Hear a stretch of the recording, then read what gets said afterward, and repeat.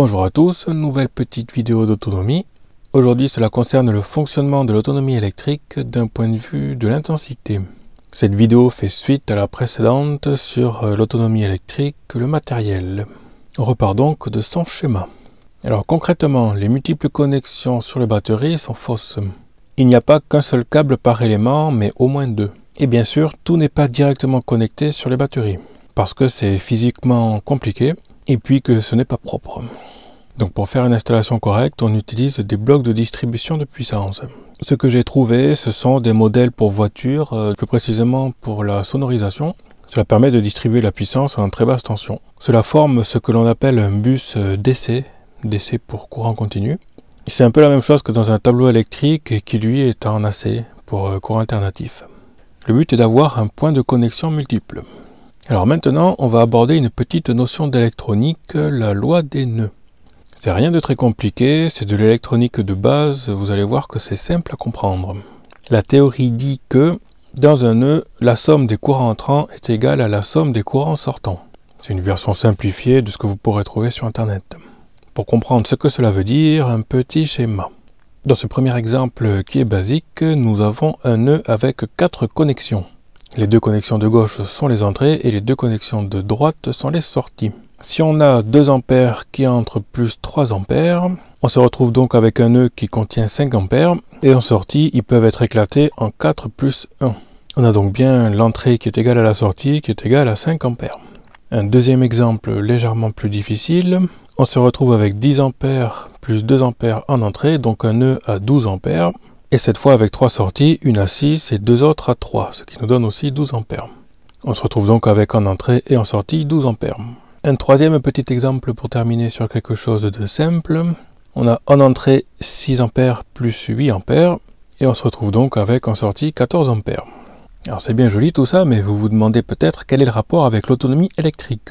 Eh bien c'est simple, la loi des nœuds s'applique parfaitement bien sur le bus DC. Bus DC que j'ai expliqué tout à l'heure. On reprend donc le précédent schéma auquel on peut ajouter les intensités. On se retrouve avec la partie de gauche qui est la production, la partie centrale c'est le stockage et la partie de droite la consommation. Maintenant on va donc passer à la mise en application de la loi des nœuds sur ce fameux bus DC. On va partir sur plusieurs exemples. Pour le premier cas, on a du côté de la production 10 ampères, du côté de la consommation 5 ampères, ce qui nous donne donc 5 ampères de charge dans la batterie. Puisque si on fait le total, on a bien 10, c'est ce qui est égal à 5 plus 5. Dans ce cas-là, on imagine donc que l'on a 10 ampères fournis par les panneaux solaires, 5 ampères consommés par les appareils branchés sur la maison, et donc les 5 ampères restants chargent la batterie. Prenons maintenant un second cas. Dans celui-ci, on a 5 ampères produits par les panneaux, 10 ampères consommés, et il manque donc 5 ampères qui sont fournis par la batterie. Donc dans ce cas-là, la batterie se décharge. Maintenant, un troisième cas, on a une production de 5 ampères, une consommation de 5 ampères et rien qui va dans la batterie. Dans ce cas-là, en fait, c'est typiquement le régulateur qui est en mode float, c'est-à-dire que les batteries sont chargées. Alors en fait, dans la réalité, il y a toujours un petit courant de maintien, mais c'est vraiment peanuts.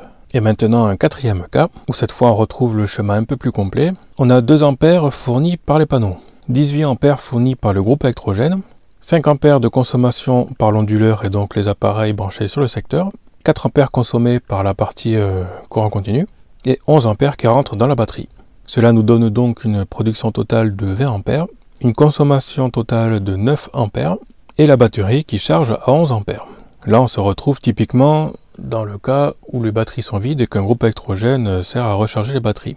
Il est important de noter que le groupe électrogène charge les batteries mais aussi l'énergie est utilisée pour alimenter la maison. Mais la maison n'est pas branchée directement sur le groupe électrogène et passe quand même par l'installation solaire. Ce qui fait que c'est complètement transparent pour l'installation. Il n'y a dans ce cas aucune manipulation à faire, de commutateur ou de quoi que ce soit. On lance le groupe, ça charge et puis c'est bon. C'est utile par exemple s'il y a eu plusieurs jours de pluie. Donc là je vous ai montré des exemples, c'est plutôt simple à comprendre et maintenant on va passer à la mise en équation. On peut donc dire que I batterie, donc le courant qui traverse la batterie, est égal au courant de production moins le courant de consommation. Et il faut bien sûr faire attention aux signes. En sachant que la production ira toujours dans le même sens, la consommation aussi. Par contre, le courant de batterie peut être inversé. Et par convention, on peut le mettre toujours rentrant. Et dans ce cas-là, le signe va changer. Je vous montre ça en reprenant les exemples précédents. en suivant toujours la formule I batterie est égal à I production moins I consommation. Dans le premier cas, on a donc I batterie égale 10 moins 5, ce qui nous donne plus 5 ampères. Le plus veut simplement dire que la batterie est en charge. Dans le second cas, on a 5 moins 10 ampères, ce qui nous donne moins 5 ampères, le moins voulant dire que l'on est en mode décharge. Dans le troisième cas, on a IB égale 5 moins 5, donc 0 ampères, ce qui pourrait correspondre par exemple au mode float, ou aussi s'il n'y a pas suffisamment de soleil pour charger, mais suffisamment pour ne pas décharger. Dans ce cas, la production est égale à la consommation, les batteries sont préservées.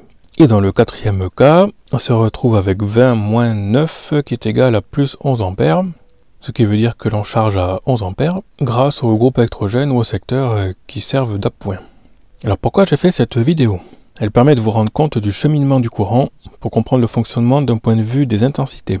C'est quelque chose d'important à connaître pour pouvoir comprendre la suite, puisqu'ici on ne parle que du courant instantané, et ce n'est pas suffisant dans une autonomie électrique. Il faut aussi tenir compte du temps, ce qui nous donnera la capacité. Mais ça, ce sera pour la prochaine fois. Merci pour votre attention et votre soutien. N'hésitez pas à liker la vidéo et à vous abonner avec la cloche de notification pour voir quand je mettrai une nouvelle vidéo en ligne. Voilà pour cette petite vidéo. À plus.